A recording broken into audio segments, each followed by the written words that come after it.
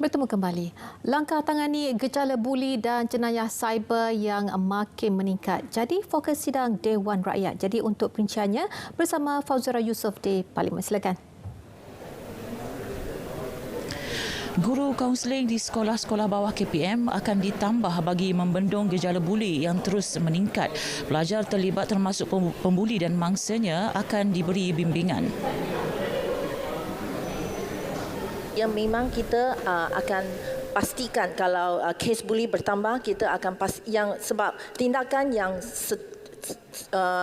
immediate atau seterusnya yang terutamanya menangani murid-murid sekolah adalah kaunseling, adalah bimbingan. Mereka mesti diberi penyedaran atau bimbingan yang sepatutnya untuk tahu mengapa mereka buli, mereka ingin buli, melakukan perbuatan buli, dan kaunseling adalah amat mustahak.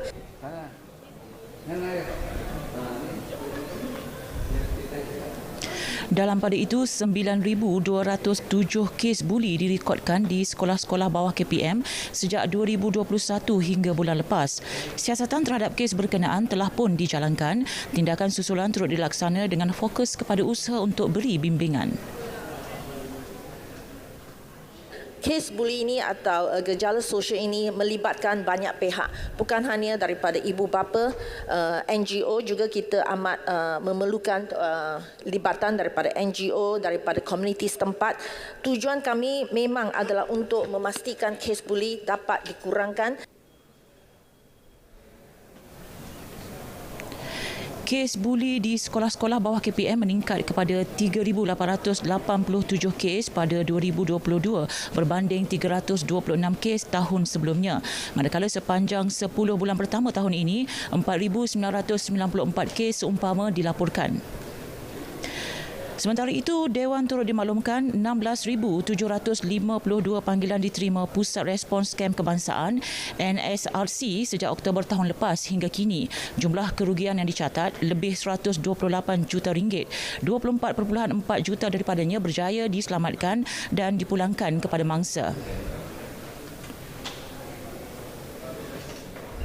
Dalam menangani kes jenayah komersial, pelbagai kaedah dan usaha telah dilaksana agar masyarakat tidak menjadi mangsa kepada jenayah cyber. PDRM melalui Jabatan Siasatan Jenayah Cyber sentiasa komited agar informasi terkini berkaitan dengan modus operandi dan teknik-teknik yang digunakan oleh skamer dapat disalur kepada masyarakat melalui pelbagai kaedah, sama ada secara bersemuka ataupun melalui sosial media. Selain daripada itu, PDRM juga sentiasa bersiap siaga bagi mengatasi ancaman cyber dengan mewujudkan unit khususnya untuk menyiasat kes-kes cyber.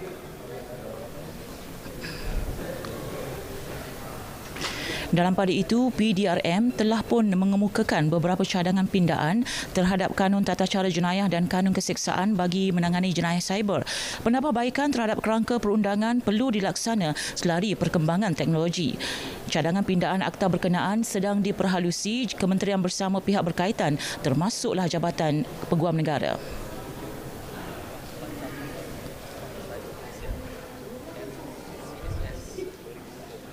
Antara isu dan cabaran yang dikelepasti oleh pihak PDRM dalam jenayah cyber ini, terutama kes jenayah penipuan dalam talian, adalah peningkatan kecanggihan teknologi maklumat.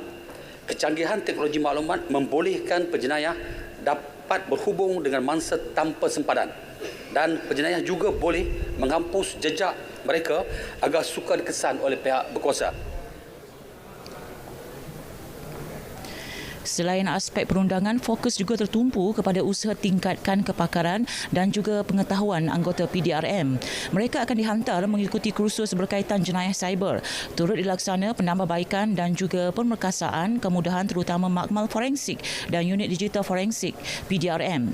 Dalam pada itu, setakat bulan lepas hanya 51 daripada 1,365 kanak-kanak di institusi bawah Jabatan Kebajikan Masyarakat JKM belum memiliki dokumen pengenalan diri. Jumlah itu berkurang berbanding 158 kanak-kanak tahun lalu.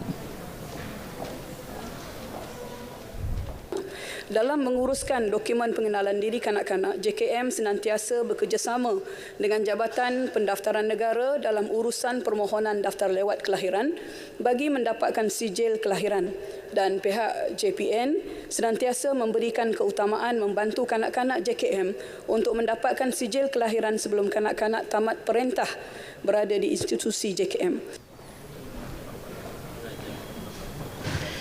Ketika ini, 39 institusi kanak-kanak bawah JKM sedang beroperasi di seluruh negara. Baik, Dewan berhenti rehat seketika sehingga pukul 2.30 petang dan akan meneruskan semula penggulungan rang undang-undang perbekalan 2024. Terus bersama dengan kami untuk mengikuti perkembangannya. Sekian laporan sidang Dewan Rakyat dari Sungai hingga Segara, Palestin pasti merdeka. Kembali ke Angkasa Puri. Baik, terima kasih Fazura.